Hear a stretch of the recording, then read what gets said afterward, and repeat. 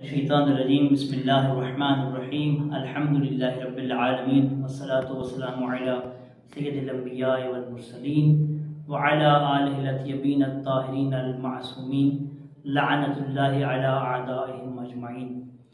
मोमिनीन कराम, जिस तरह के आप सब जानते हैं कि आजकल सोशल मीडिया पर एक वीडियो वायरल हो रही है जिसमें एक सल्फ़ी आलिम दीन जो अपने आप को अहले सुन्नत उलमा में से शुमार करता है, वो अइम्मा अहले बैत अलैहिस्सलाम की आले रसूल की तौहीन कर रहा है। वो उन हस्तियों की तौहीन कर रहा है जिन हस्तियों को न फ़कत शिया बल्कि अहले सुन्नत भी एहतराम की निगाह से देखते हैं। सबसे पहली बात तो यह कि अगर वो एज ए आलिम दीन बात कर रहा हो तो हम ये कहेंगे कि ये इंसान ऐसा आलिम दीन है कि जो अपने ही उलमा और अकाबरीन की कुतुब और उनकी तारीख़ी जो मनाबे हैं उनसे आगाह नहीं है। लेकिन हम इसको बिल्कुल भी इस तरह नहीं समझते कि ये एक सुन्नी आलिम दीन है या वो अपनी तहक़ीक़ की बलबूते में बात कर रहा है। बिल्कुल भी ऐसा नहीं है, बल्कि ये एक आलमी साजिश का हिस्सा है। आलमी साजिशें जो इस्लाम के ख़िलाफ़ हो रही हैं और आज से नहीं बल्कि बहुत अरसा से हो रही हैं। यहूदी लाबी, सह्यूनी लाबी जो साजिशें कर रही है, एक तरफ वो कोशिश कर रहे हैं कि इस्लाम को बिगाड़ कर पेश करें, कभी तालिबान की शक्ल में, कभी दाइश की शक्ल में, कभी अलकायदा की शक्ल में, मुख्तलिफ सूरतों में वो कोशिश कर रहे हैं कि इस्लाम का वो चेहरा पेश करें कि जिससे इस्लाम बदनाम हो, कि इस्लाम एक खुशूनत का दीन है, इस्लाम ऐसा दीन है कि जिसमें अमनीयत नहीं है, जबकि इस्लाम है ही अमन का दीन, इस्लाम सलामती का दीन है। बहरहाल वो बहुत सारे शवाहिद और वाक़यात हमारे सामने हैं कि वो क्या कर रहे हैं। दूसरी तरफ इस्लाम के अंदर इन्हिराफी फ़िरके बनाए गए, जैसा कि एक फ़िरका कादियानी है, एक फ़िरका गाली है, यानी शिया के अंदर भी उन्होंने अपना काम किया, अहले सुन्नत के अंदर भी उन्होंने अपना काम किया और हर दौर में हर सरजमीन पर वो काम कर रहे हैं। तो कोशिश कर रहे हैं कि इस तरीके से भी इस्लाम को बिगाड़ कर पेश किया जाए। एक हरबा जो वो लगा रहे हैं वो है कि मुसलमानों को आपस में लड़ाना कैसे। मुसलमानों को लड़ाने के लिए भी मुख्तलिफ वो हरबे इस्तेमाल करते रहते हैं। नफ्सियाती तौर पे मुसलमानों को परेशान करने के लिए, उनको नफ्सियाती तौर पे टार्चर करने के लिए भी मुख्तलिफ हरबे लगाते हैं। कभी रसूल खुदा सल्लल्लाहु अलैहि वसल्लम के कार्टून बना देते हैं, कभी किसी हस्ती की तौहीन कर देते हैं। और इसी तरह जो है ये जो वो कर रहे हैं कि लड़ाने के लिए मसलन अपने घरों में बैठ कर यहूदी, बाकायदा आपने देखा है सोशल मीडिया पे ये चीज़ें आती रहती हैं कि यहूदियों को ये दावा है कि हम अपने घर में बैठ के, अपने बेडरूम में बैठ के मुसलमानों को लड़ा सकते हैं। आसान तरीन तरीका ये सोशल मीडिया और दीगर जो इलेक्ट्रॉनिक मीडिया आजकल आम हो गया, ये उनके लिए सहूलियात में इजाफा हो गया।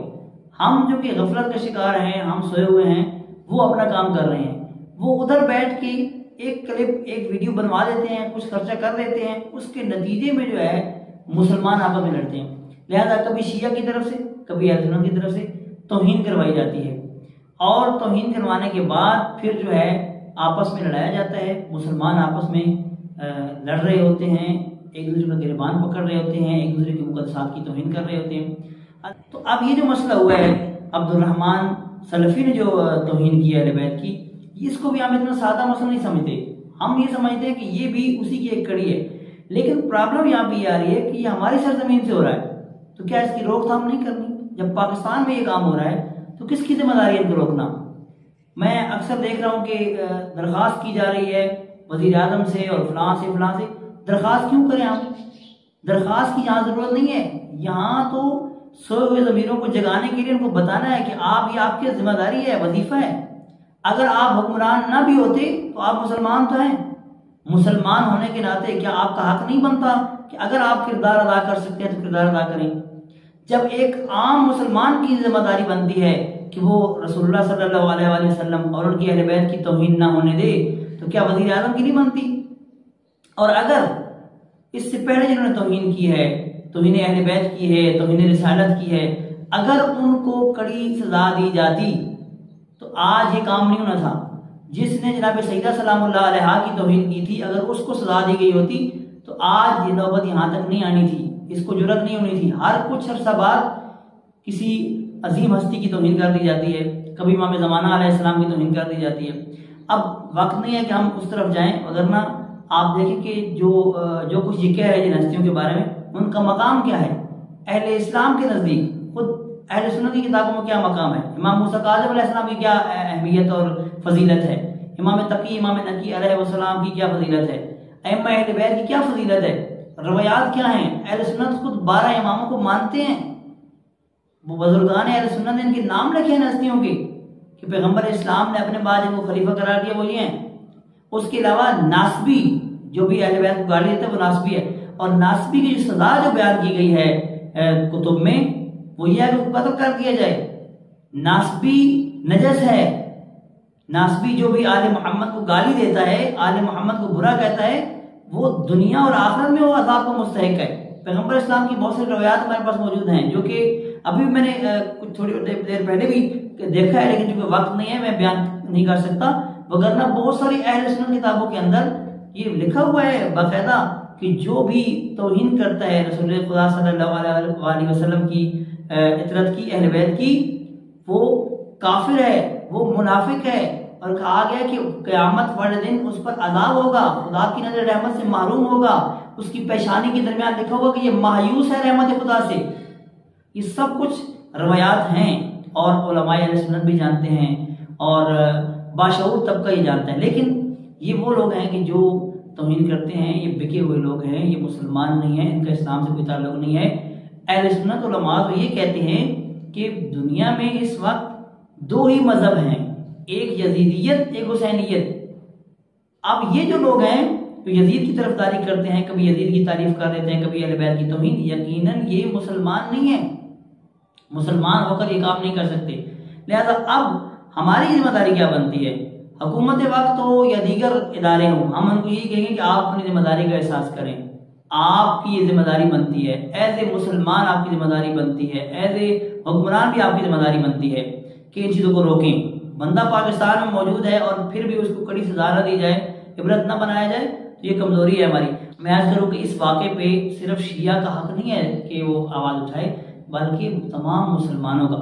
उलमाए अहले सुन्नत जो मोहब्बत आले मोहम्मद के हवाले से हमेशा बयान करते रहते हैं, तारिक जमील साहब हैं, डॉक्टर तहरुल काजी साहब हैं, हनीफ कुरैशी साहब हैं और इंजीनियर मोहम्मद अली और दीगर बहुत सारे हैं। इन अफराद को बोलना है, उन्होंने मैदान में आना है, इनको आना चाहिए। जिनकी तौहीन हुई है आपकी किताबों में लिखे हैं उनके फज़ाइल, आप जानते हैं उनको, आले मोहम्मद हैं, कितनी फजीलत के मालिक हैं और कितना बड़ा जुल्म एक इंसान ने किया आले मोहम्मद पे। अब आले मोहम्मद पे जो जुल्म करता है उसके वजह से रिवायात मौजूद हैं कुतुब के अंदर कि वो जो जुल्म करता है आले मोहम्मद पे उसकी सजा क्या है।